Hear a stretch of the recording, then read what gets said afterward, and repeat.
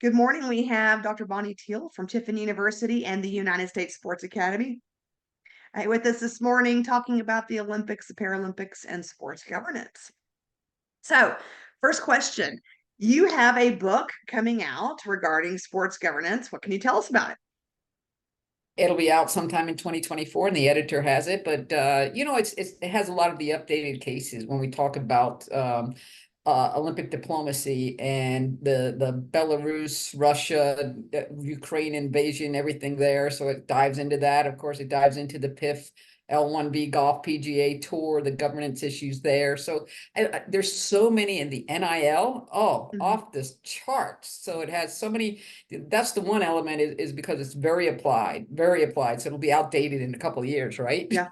but it gives a structure and the foundation of governance, what's good governance, what's legal, what's ethical, the framework from the local, the national, the international governance, each level, and then diving into the particular areas: amateur sports, professional sports, marketing, which hits the NIL. So the different areas there: gambling, esports. So that's the basic rundown of it, and it's been I love it. Love it. So you mentioned the difference between legal and ethical. Let's talk about that for a second. Legal and ethical. That's why What do we you have mean when you lawyers, say right? legal and ethical? Yeah. Well, you think of a professor, and I think as a professor, obligation to be ethical. Everything that I do, ethics is always part of it. The legal aspects is really an obligation, and it's the systems and the policies that are set up, that's kind of like the must-to compliance, whether it's the international laws and treaties that bind you to obligations, or contracts, vendor contracts, employment contracts, or just following the law. So that's one thing. But ethics is I really tag ethics along with professions, makes, kind of sense. And I guess in the realm of sports, doing things you don't have to do, but you do anyway. So there is, it's a, ethics has more of a gray line. Laws are black and white. Definitely. Well, let's kind of start with the Olympics, which is what the topic that is being discussed for the students. Let's start with the Olympics and the governance, and what can you tell us, and what do you know, and what are your experiences with the Olympics and the IOC? Well, all right. First of all, the supreme authority is the International Olympic Committee, the IOC. So governance, really, you always talk. So when you talk governance, you talk rules, regulations, authority, that sort of thing. So the IOC is the supreme authority. They control everything. And there's basically three prongs that come off of that. One is the international federations. So that's all the sports that are in the Olympics, and we can go deeper, but let's just say all the sports that are in the Olympic has an international federation. And you break it down further, they have continental federations and national federations. So the other prong, so that's of course governing the sport, the competitions, the rules, the refereeing, all of that. Then you have the National Olympic Committees, the NOCs. So that's the 200 plus countries that are invited to participate in the Olympics. And each one has, each nation, territory has what's called just for better, lack of better, the NOC. And that's what governs the athletes and the entourage that travels with them, the medical people, trainers, coaches.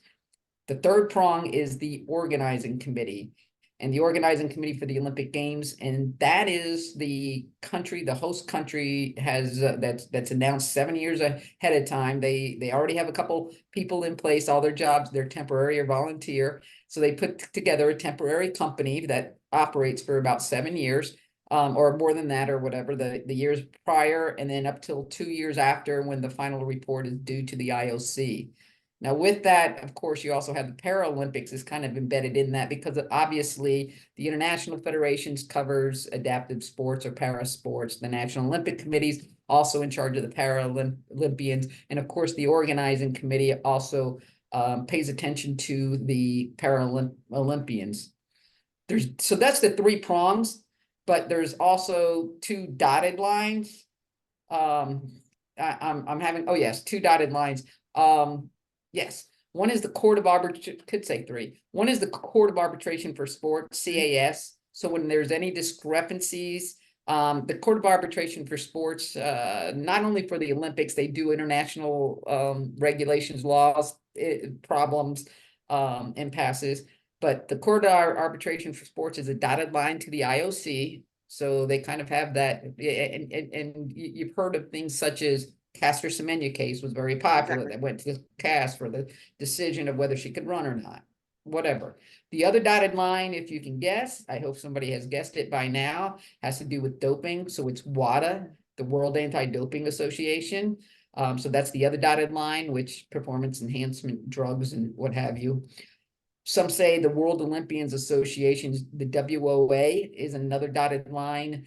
You call that once an Olympian, always Olympian, but that WOA is the kind of like the Alumni Association for Olympians. So they have certain rights and privileges with the IOC. So running the OLY, the Olympic House at the Olympics, for instance. So that gives you a basic, I guess, government Overview. structure. If you're talking an organizational chart or what have you. And I hope that And was so helpful. we do have, yeah, it is. We do have the United States Olympic Committee, and I guess they've changed their name from the United States Olympic Committee to the United States Olympic Committee Paralympians, right? USOCP or right? USOPC. Yeah. USOPC. There you go. Okay. Yes. The P and the C, I get those confused. Yeah, Ted Stevens Act kind of gave the authority for independence from the government that the Olympic Committee can act and make regulations and rules, because in a lot of countries it's really, although they're supposed to be independent and autonomous, a lot of times you have people from the government, the Minister of Sports and whatever else for the country is also involved in their national Olympic committees. But not all 200 countries participating have Paralympic committees, correct? They don't have Paralympians. No, I mean, obviously the Paralympics are much smaller. The Winter Olympics are much smaller, so it's just I've never really dived into the Paralympians and how many countries have support. You know, I do want to say I may be wrong, I don't know, but I think that over 100, but you're right, because there's like 205, 206 Olympic committees that have that are eligible to participate in both the Olympics and Paralympics. I'm just guessing that 100 and something participate in the Paralympics. I may be wrong. It may be all 200. I don't know. I think it is considerably less. I do think Yeah, that is. I kind of like the remember Winter reading similar. Olympics, fewer sports and all of Yeah, that, fewer athletes. like Jamaica. Right. Jamaica. Some bobsledding, but that's I about want to it. see have an event in Tampa in a couple of weeks. We're doing the contemporary issues impacting the Olympics, and Richard Kolko is participating on the panel. He coached bobsled and luge for 3 Olympics, one being Puerto Rico. So I wonder if he was the Jamaican head coach. He also turned FBI agent, or was a special agent in the FBI, and worked 4 Olympics after that. In security. So he has 7 Olympics in the coach and FBI role. It's kind of cool. So I'm so looking forward to it. And I really want to know if he was, I don't know. I haven't looked in depth into it. So What a wonderful conference that would be to go to listen to oh, people. it's virtual too. It's Oh, virtual it on is. February 1st. Yes, it is. Write I'll that share down. the information. It's going to be Nancy Hogshead, who has 3 gold and 1 silver medals. She's going to be a panelist.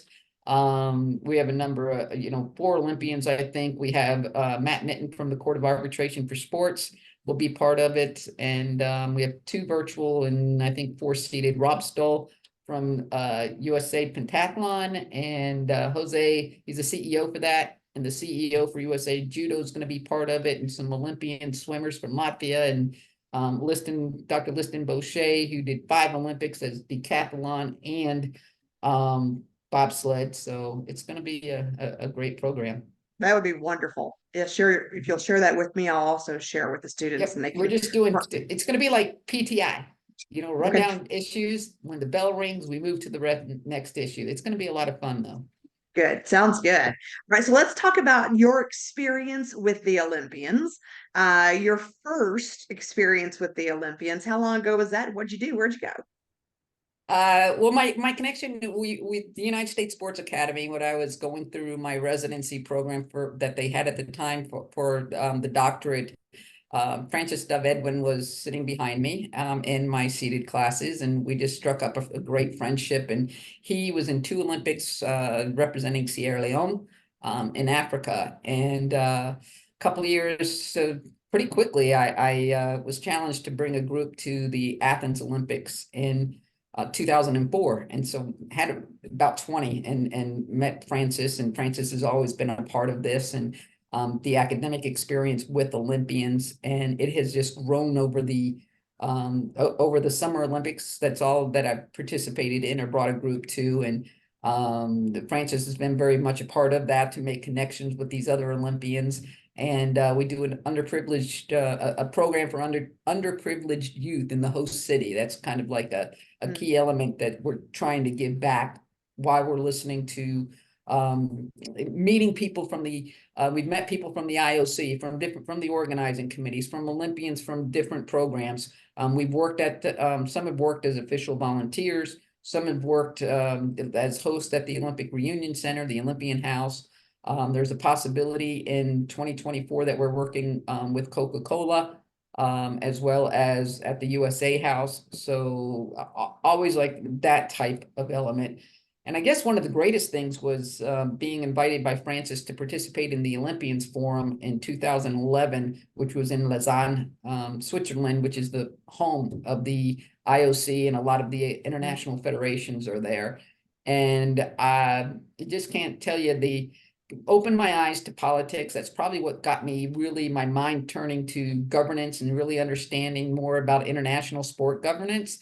With what I went through with those 3 days and witnessing, and I just like became a sponge and have just like been skyrocketing ever since. And since 2004 and that Olympians Forum, just been able to make great relationships and continue those relationships and build them and nurture them throughout the years.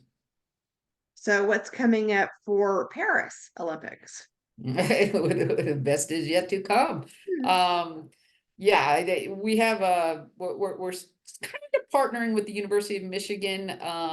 I've announced that this is my last time that I'll be organizing a group to go to the Olympics. Whether I go or not will be seen, but the University of Michigan is looking to take the program over or run something similar and learn from this program, because there's an academic component where students can take a class and so on and so forth. So what's happening with I know we're still waiting to hear our details for working at the USA House. We're still waiting for details about the Coca-Cola volunteer opportunity. We're working on that.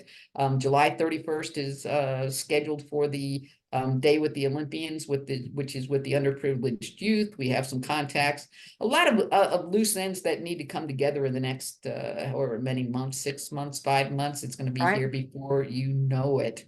But we have a great group of professors, students, and friends, alumni that's going to be there. And every time I've taken a group and have done this, it's like no other. In other words, Athens was totally unlike Beijing, which was totally unlike London, which was totally unlike Rio. Just so many different. So it's like the word adventure is a great word, because you go into it with that type of mindset, or if you do go out with that type of mindset, you get so much more out of it because you're so open and ready for opportunities that come your way, what's planned, but there's so many things that happen on the ground. It's unexplainable. So that's what I can say about the Paris Olympics, except I will say the ticket prices are higher than ever. Accommodations are high for the first time ever. And I haven't gotten confirmation of this, but it looks like if you have an Olympic ticket in hand, so what? You're still going to have to pay for public transportation. It's never been like that before. That is never. true. You have an Olympic ticket, the metro's free, the bus is free, anything, train is free. Don't think France is doing that this year. Yeah, not in Economic Paris. impact. Yeah, Yes. exactly. Not in Paris, where it's tripled in price. It made the news that it's tripled in price for public transportation. So I'll have to get on that and take care of those Navigo passes for us because I am excited to attend, marry my love of French and sports with you guys. That's going to be a fantastic opportunity. Let's shift gears a little bit and talk about some of the emerging sports that are actually happening in Paris this year. We heard about breakdancing as one of the sports. I'm not quite sure how I understand that one. Francis Sport, likes breakdance and he can bust a move, so we'll have to ask him to give us a demo. right? And now he's older than I am. No, he's about the same age, but yeah, it'll be interesting. Surfing, how we're going about surfing in France In is Tahiti? you know, Tahiti. Well, there you go, because it's a French protectorate or used to be anyway. It's its own country. But then we've got what is it? Surfing, sport climbing, and skateboarding. So those are the three. I And don't think we baseball, have softball. Or is that right. back for Well, LA? well, I get LA. confused. Well, LA has changed, and they actually got permission for flag football, That's right. lacrosse, And and the baseball, cricket. softball back, I think. I don't think otherwise I would have tickets to softball. And Softball would be amazing and to oh, it watch. was Yeah, it's so very much enjoyable. oh, Very it was enjoyable. Very great enjoyable. experience. So yeah, we So, have these emerging sports that they're trying to get the part of it is you always talk we talk governance, we talk compliance, anything is sustainability. So obviously they want, what does sustainability mean to the Olympics? It means bringing the cost down so that they're using more the expensive infrastructure is astronomical, or building stadiums, everything else. So they're trying to use existing facilities. Another thing is they're trying for sustainability is get more youth appeal. And so that's why you're really seeing these sports emerge. The sports that they choose ultimately, yes, it's voted upon by the 106 members that comprise the IOC, the ultimate supreme authority. But they make it, it's quite a process, a voting process. But they and there's certain criteria. One of my MBA classes has to take the criteria and apply it to a different sport, whether it's darts or whatever. But the one of the criteria is the media appeal, the inclusivity for Paralympics and for men and women, etc. Doping, what is their habit or track there. Another one, and this is why esports is not an Olympic sport, is because it needs to have a recognized international federation. And the IOC is not recognized an international federation for esports. Why? There's about 3 organizations or federations that say they're the World Esports Association or the International Esports. Actually, those 2, and I don't know the exact names. But until there is one, mhm, it will not be there is no recognized international federation for esports. It's a commercial wild entity. right. But back to, those are the sort of things, and that's why we have these emerging sports or these new sports or that come up, is because they go through quite a lengthy process. The IFs do to make an application. Softball and baseball, for instance, one of the they were thrown out of the Olympics Mhm. and now they're back in, I guess, in LA. But you think about the people that are voting on the IOC. How many are Americans? Very few. They're how many countries? And that's the other thing, popularity. What the sport, how is it played on so many? So softball, baseball, softball, they didn't understand. So many people did not understand that baseball and softball were kind of 2 different disciplines, 2 different sports, primarily for males, primarily for females, or whatever. And so there was 2 international federations, one for baseball, one for softball. Mhm. So when they realized, the politics behind, what you have to do to become recognized international federation, or how do you get back into the Olympics, one of the things they did was merge. Merge. Right. So now it's the International Federation for Baseball and Softball as one federation with 2 disciplines. And now they're showing that gender equity sort of component of it, Right. which baseball and softball didn't have before. Right. Another Well, little you mentioned the fact that Americans play baseball, but I don't think Americans think about unless they follow baseball. They know that Latin American countries, it's also a huge thing in Latin dominant. American countries and Japan. Uh, Nippon but League. but beyond. Latin America and Japan. Baseball was not as widely used or played in other countries, which is why it was having a problem getting approved with the IOC. And One of my softball. one of the most memorable experiences was in Athens when we were on the Mediterranean beach or wherever we were, and one of my students had a uh, plastic bat and wiffle ball, and so made some bases and started playing baseball there on the beach. And so many of the residents there in Greece were looking at us wide-eyed, and a couple teenagers or whatever asked if they could play. They'd never seen the sport before, never. It was just like it was a crazy experience to teach someone how to play wiffle ball. And then a daughter was with me, and I was at a beach with her or whatever. And just she was 10 at the time, I think. And so playing with some kids from Greece, language barrier, right? No, neither can all they could do, sports brought them together. And Mhm. so the little guy from Greece or whatever was teaching my daughter how to play handball, which we weren't real familiar with. And I Mhm. was just, the moms here, that no language connection at all, but watching the kids just have fun and free play. There's not enough of that now anymore, is there? But Right? I mean, that's we have handball courts on the campus where I was teaching, in person. We had actual handball court because it was big here because we're so sweet. close to Mexico, and it's a popular sport in Mexico as well. But if you go, east of where I am, people are like, handball? What is what? How do you? What is that? And it's a Right, right, very right. fast paced, sport to watch. So I don't think that we'll be probably viewing any of those three emerging sports in Paris while we're there. Those are not You on never our know. list. Well, You yeah, don't know. unless they're free. Right. We're not paying to watch those, mind you. What is one of the favorite sports that when you started out in Athens to your most recent trip to Rio?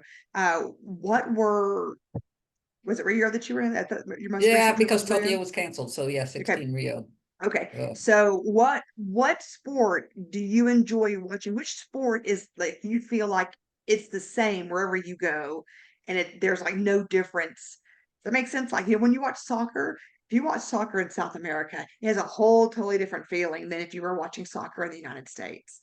oh my God. Soccer, Yeah, got to watch Brazil, Germany. You just anyway. Gosh, I really enjoyed athletics because that's the same wherever you go. I mean, what is that? There's a metric that determines the winner. There's no discrepancy. right? So, well, there can be, I guess, but I don't know. I just the athletics was It's really time and enjoyable. it's distance, right? It's time and it's Yeah, swimming distance and it's too. quantifiable.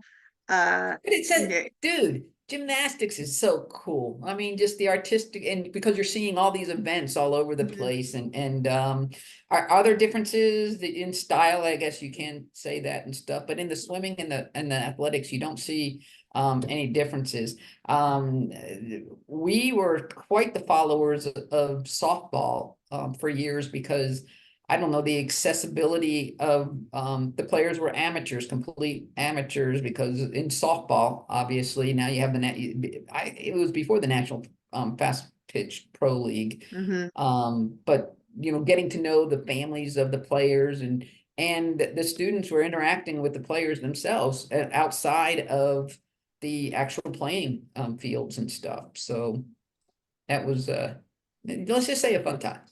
Right. So if we can leave the students who are studying sports governance or who are studying NCAA compliance with one last Mm. thought about the Olympics, whether it's structure, whether it's the IOC, whether it's the World Federations, what would you want for them to understand? What primary thing would you want for them to understand? Well, you have to understand that geopolitics always come into play. You also have issues with corruption. There's so many issues, and technology is going to be really making changes, artificial intelligence, robotics. These things are impacting the Olympics, but the one thing that sustains and goes further is the competition itself and the core values of friendship and respect and excellence. Those things will sustain, and the and the emphasis on of the Olympians themselves, because that's why they created the athletes commission, so the athletes can have a voice. And at the core, at the center of the Olympics, always going to be those athletes.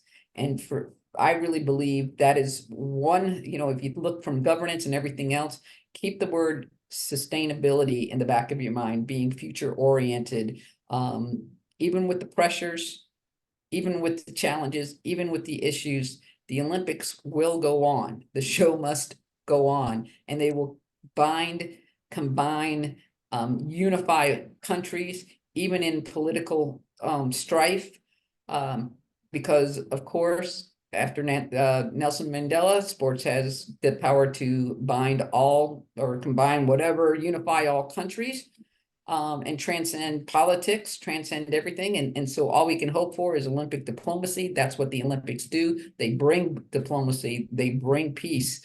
That's what they advocate and promote, with the athlete at the center of the games.